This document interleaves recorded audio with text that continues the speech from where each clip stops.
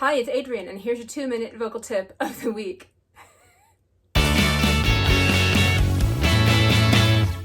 This one's just a little pucker. So sometimes when we sing our ahs and our ahs like this. My flame was burning for you from the minute that I saw your long locks and your striped socks and your dark skin. Forgot flame and so long locks and striped socks. It's all that. So if I think a little bit of pucker while I do that, my flame was burning. That's like as opposed to flame.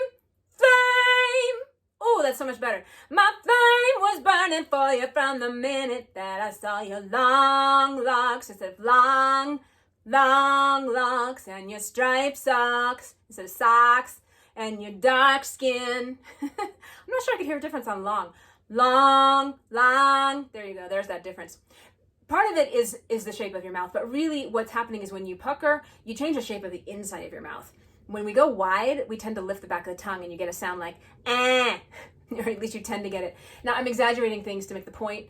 A lot of times the adjustment is a lot more subtle than that, but adding a little bit of pucker so we don't try to get those high notes like that, it really helps. I'd like to give credit to my vocal mentor, Mary Ann Keller, for that. She's a great teacher. So if you're looking in Denver, she is definitely one to go to, if not me or my teachers. All right, I'll see you guys next week.